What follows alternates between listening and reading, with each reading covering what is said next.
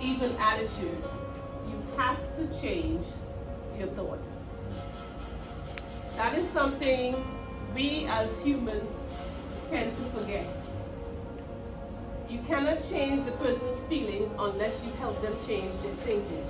They may change the feeling for a minute, but then it comes right back to the same types of behaviors. All right? So that's how you would do this in the classroom. Okay? So when a child tells you, Miss, I'm feeling this or so I'm feeling that, don't just stop at the feelings. Don't just stop at the feelings.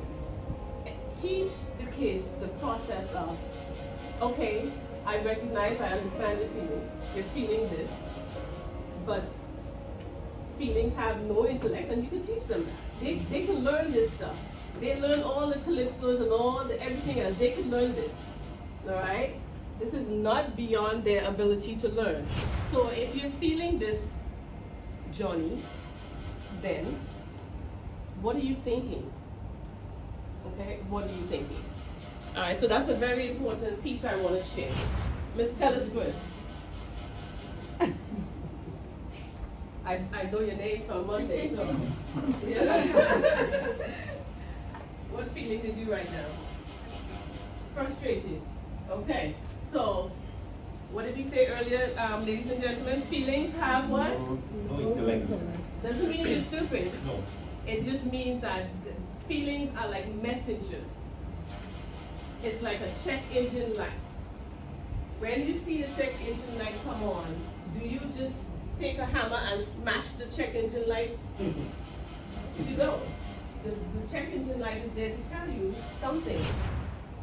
What are you thinking that's causing you to feel frustrated? It's just thinking.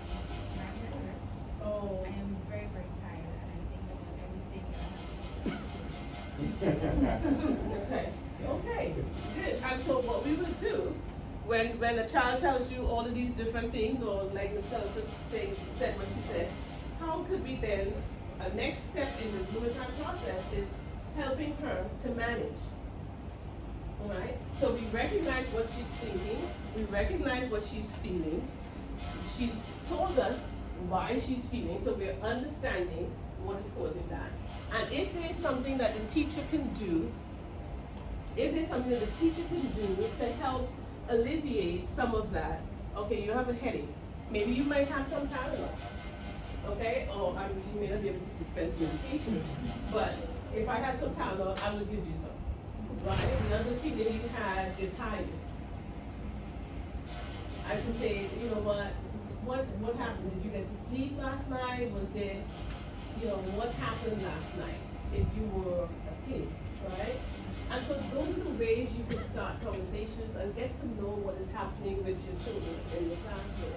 It's really important because trying to do academics when children are not feeling well socially and emotionally is not going to work. In 21, we renamed ourselves as the Global Center for Systemic Change, because what we found is that the work that we're doing, you can't do this work in isolation, right? It has to be systemic. And so when we teach, or what we teach is about systems. How do systems impact and affect each other? And when there's a change in one part of a system, the entire system is impacted. So when there's something happening at home with a kid, that child brings that to school. The parent then takes it to the workplace. Then they come to the school building. The kid comes in, vexed, or maybe frustrated or hungry. And that could be because maybe the parents got a notice from their boss that they're going to lose their job. And so the parent impacts the child impacts the school and the teacher. And if we don't ask those questions at the beginning of the day, the child is going to, one, feel disconnected, thinking that nobody cares. This is what's happening in my home life. Nobody even asked me, how am I feeling today? This is a way to engage and connect. Because when you connect, you have children who are more apt to want to learn because they feel like they're a part of the community and people care about them. Does that make sense? Okay. So,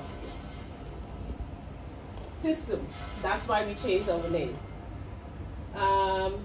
Our mission and our purpose: to renew minds, transform lives, and create safer communities. Our purpose: building relational capacity in individuals, families, organizations, and communities.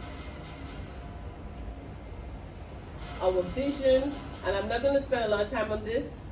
I will give you a link to a video where you can learn more about that, because we know our time is limited and I really want to give you stuff that you can take away and immediately implement when you come back to class on Monday. Help renew minds, transform lives, and create safer communities. So on behalf of GCSCORED, we want to give you this entire kit, and we want to continue working with your teachers, your faculty, to equip them on how to use this most effectively, because it's one thing to get something and another thing to know how to use it and make it effective. And so that's what we're going to continue this partnership, so that the things in here could really renew minds, transform lives, and create safer communities. So thank you, and thank you for allowing us to partner with you. All right, thanks. On behalf of the school, South St. George Government School, I want to thank you for the investment, the input you're making in our school. I believe you've got a long way to making us even more whole teachers, holistic teachers. And I hope that this relationship that we have developed will continue to grow, so that the tools that you are giving us can be made effective. Yes. As you said, it's one thing having tools, another thing knowing how to use it. So I suspect that going forward, we have more sessions like this that will allow us to become more useful and skillful in the use of those that would help not just us, but the children and the communities that we interact with. So once again, thank you very much, Dr. Larrier, and we look forward to future collaboration. Thank you, thank you. All right.